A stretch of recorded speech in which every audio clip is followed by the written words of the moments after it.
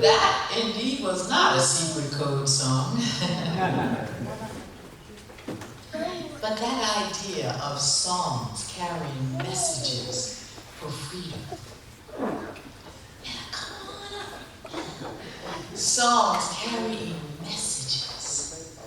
That idea was a part of what people did. There's a song that I grew up singing. When I was young, I went to the Presbyterian Church, Germantown Community United Presbyterian Church in Philadelphia, Pennsylvania. And I had a few favorite songs. One of my favorite songs, I couldn't figure out why there were certain things in the song. The song goes like this. Let us break bread together on our knees. Let us break bread together on our knees. When I fall on my knees with my face to the rising sun, oh Lord, have mercy on me. Now there I was in this Presbyterian church, and they were talking about kneeling. We didn't have kneelers in that church. But I thought, what is that? Fall on my knees with my face to the rising sun.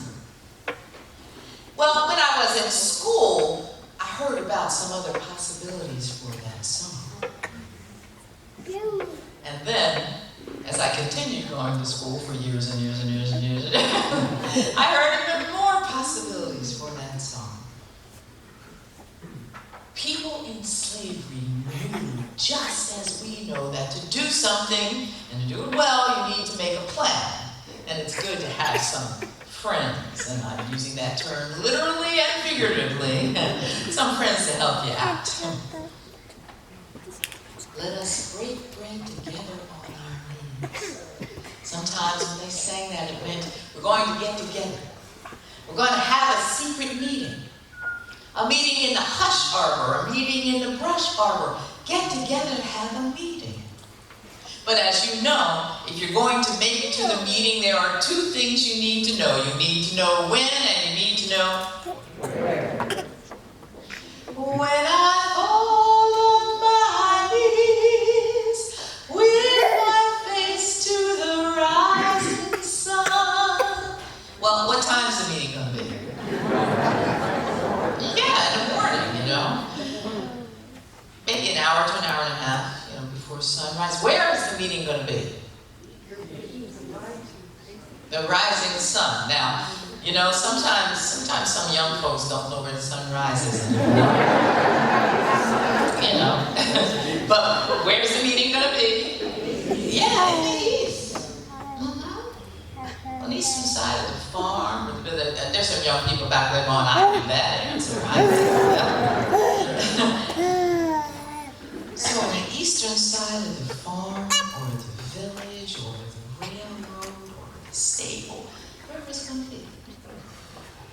Get there early in the morning, an hour to an hour and a half before sunrise. Now, for as long as I've been singing these songs, they continue to teach me things. And so one day I was with a group of teachers, and we were singing Let Us Break Bread Together on Our Knees. That was in Pittsburgh. And a man raised his hand and he said, well, I know something else about that song. And I could tell just from what it says. And then I looked, and the man had like a kofi on his head, and he had a long white shirt kind of thing on. And he said, when I fall on my knees with my face to the rising sun, oh Lord, have mercy on me. Well, they were probably getting up to do their first morning prayer. Because somewhere between 15 to 20% of the people who were brought from their African homelands had Islam as their faith tradition. And held on to it. So there's so many things that these songs continue to teach us. Let us break bread together on our knees. Now, I just heard some amazing harmonies going on. And if you want to be one of those people that sings harmony, pick a note that the rest of us aren't singing. Try it out. Now, if it's not good, switch to another note. Okay? And then, okay, here we go. Let us break bread together on our knees. Let us break bread together on our knees. When I fall on my knees with my face to the rising sun, oh Lord, have mercy on me. Let's praise God together. Let us praise God together on our knees. Let us praise God together on our knees. When I fall on my knees with my face to the rising sun, oh Lord, have mercy on me. When I fall on my knees, when I fall on my knees with my face to the rising sun, oh Lord, have mercy on me.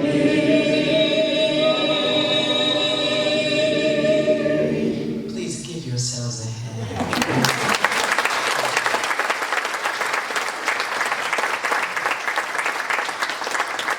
Now, when you listen to that song, you see that it has more of a hymn form than it has of the traditional spirituals. Well, there's some musicologists that say that it actually came from North Carolina, from enslaved people who were going to the Episcopal Church. And so they were singing a song that sounded like one that could be sung. And of course, when I fall on my knees, my face to the rising sun, and let us break bread. In my church, we sang that song once a month on Communion Sunday. Many churches sing it sometimes, many times a month. These songs have incredible history. They have so much to continue to teach us. And you might say, well, what would be the most widely known of the spirituals? And one of the answers to that is a song that we're going to do in 2 languages at the same time. So warm your hands up, please. Now, take out one finger. This is your person on the way to freedom. When we say wave, move it back and forth and in a forward direction. Now, try it out. We're doing a little tiny bit of American Sign Language here, so y'all try it out. All right? So wave in the water. Make some little waves of water with your hands. Wave in the water. And for children, you make it look like you're patting some children on top of the head. Now, normally you would only do that with one hand, but when you're interpreting a song, you can take a little bit of it. So it's wave in the water. Wade in the water. Children, wade in the water. Now, okay, here's the last part. There are going to be 3 signs that we're going to do in fairly quick successions, but we'll practice it first. The first one, get your person out, 2 fingers on your other hand. Hold that flat, and they're caught, but they escape. And the motion goes forward. So it's escape, try it again. Escape, And then water, you already know how to do. And the last one, make one fist, make another fist, cross your arms and break the chains, all right? And do it with a little bit of energy there. So make one fist, make another fist, cross your arms, break the chains. Okay, don't go too much wider than your shoulders. Now, okay.